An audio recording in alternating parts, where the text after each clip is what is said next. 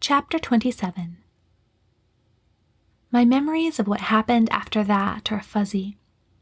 I remember waking up on a cot in sickbay with the nice, familiar humming of a monitor beside me. At first, I didn't move. Then I heard a voice speaking nearby. My ears were still having trouble functioning, but I strained them to hear. "A couple cc should do it. You'll need some rest, my boy." The most beloved voice in my world. "Doctor?" I called, trying to raise myself on one elbow. "Give him the shots for me," I heard him say. Then he hastened to my side. I let myself drop back onto the cot, and I stared back at his face, still not taking in the fact that he was alive and well. He smiled at me for a moment, his hands in the pockets of his white coat. Then he leaned down and kissed me gently on the forehead. "How are you doing?" I inhaled deeply. "I'm okay. I'm a little sore." Pulling my hands up to look at them, I saw that they were nearly healed, with just some clear dressing wrapped around them to hold everything in place while the regeneration continued to take effect. "What happened? How did you—" I couldn't figure out how to ask it. With a slight sigh, he sat on the edge of my cot. "I don't remember much of what happened in the past few days. Trent and Gilders filled me in some. Apparently, while Gilders was trying to find you, Ralston and Lieutenant August managed to override the security on Howitz's door. He'd rigged it with an alarm, but he couldn't hear it from the thrusters." So that was how he'd figured out where I was when I tried my mother's name in his cabin lock. "And you know who he was? You know about August and the Radialloy?" "Trent told me." He laid his hand over mine. "I'm so sorry you had to go through all that without me." There was silence for a minute, then he said more gruffly, "If I wasn't such a grumpy old man, I'd say I was proud of you." I smiled. "You're not a grumpy old man, Dad." "Then I suppose I will say it." I reached up and put my arms around his neck. He hugged me back, and we stayed like that for a long time.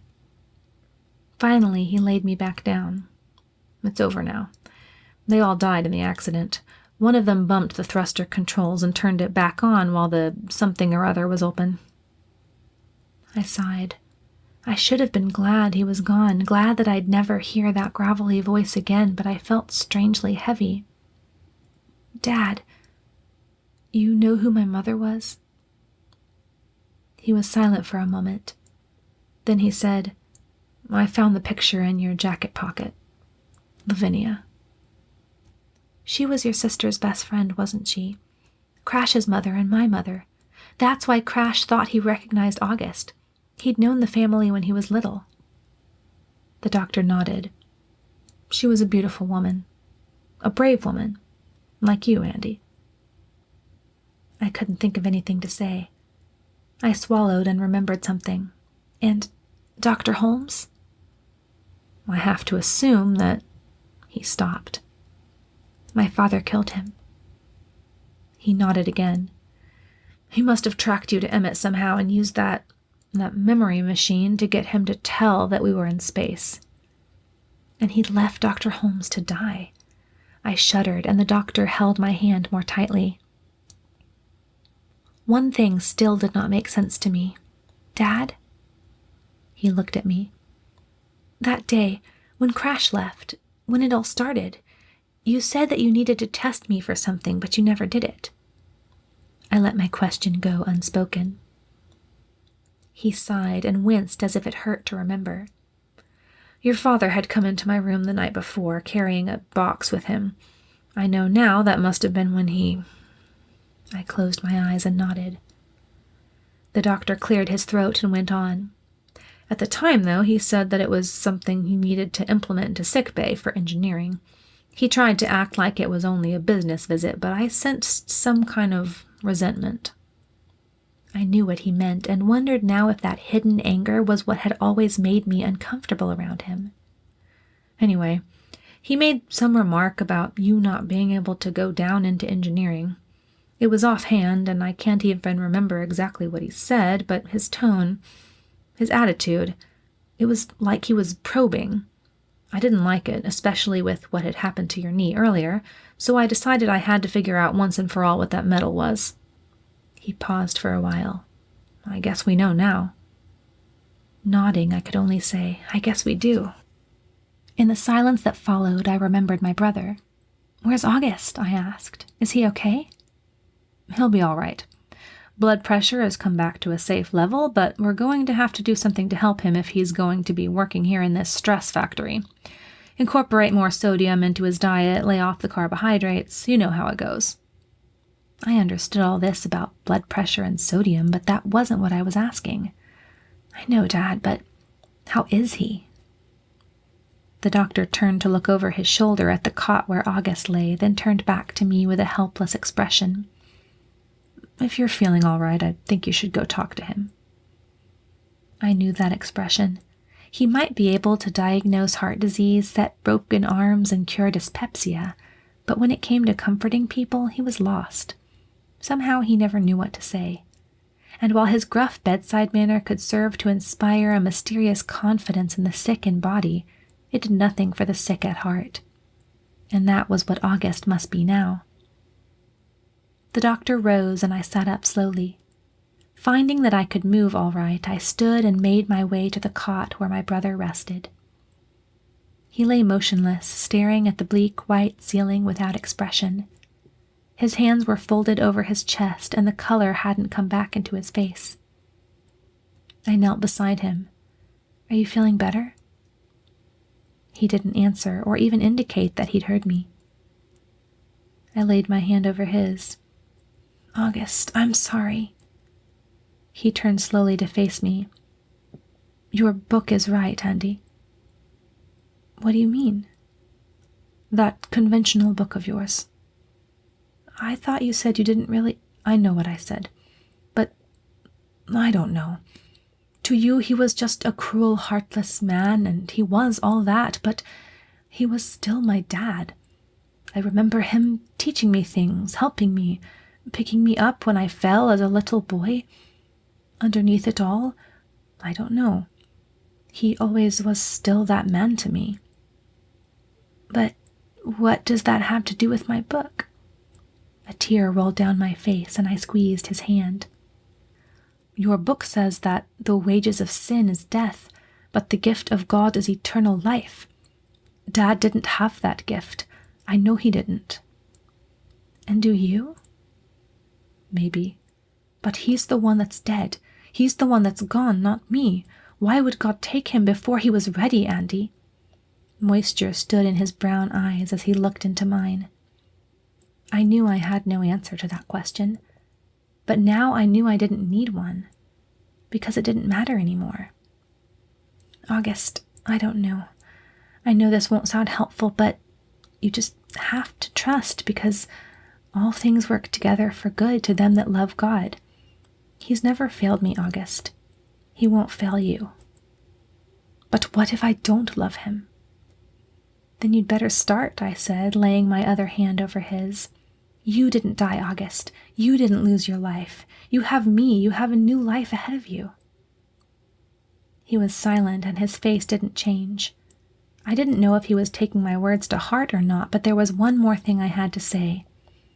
And you want to know one good thing I see from this? Your change of heart.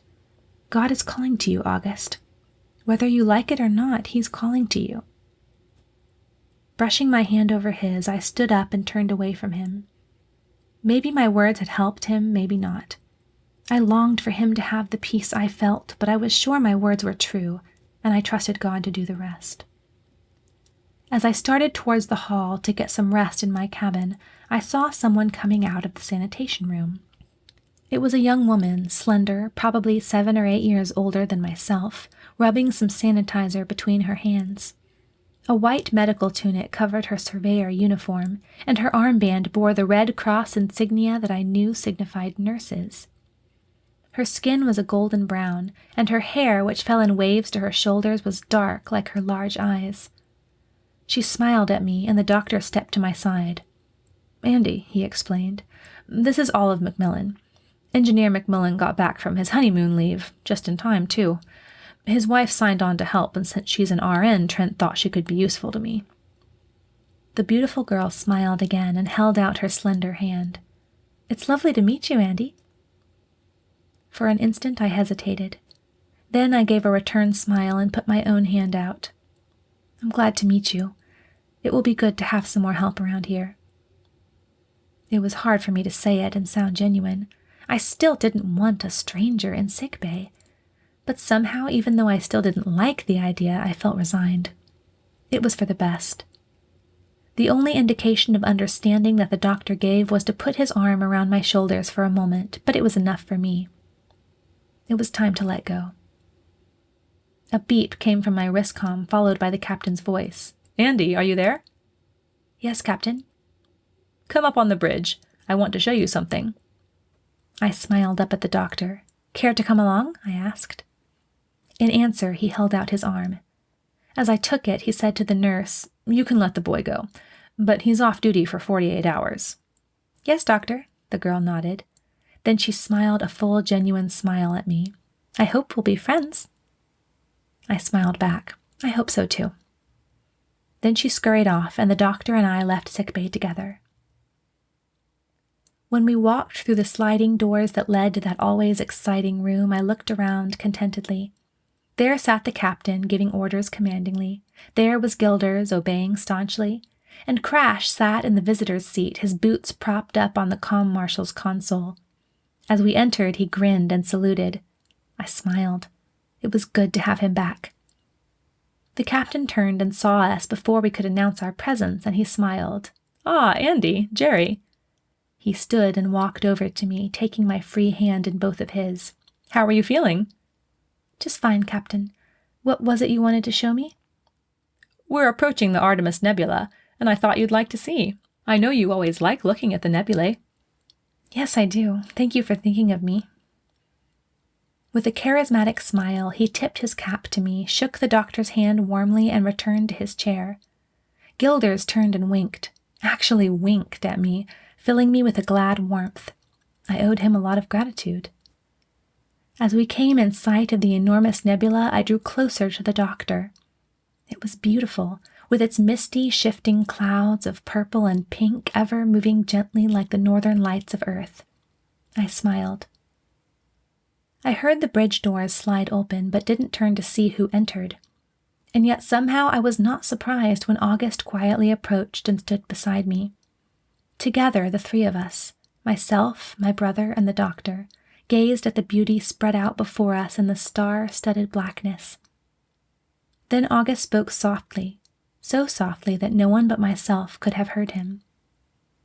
"The heavens declared the glory of God, and the firmament shows his handiwork." I linked my arm through his wordlessly as the surveyor made her way into the outer reaches of God's creation.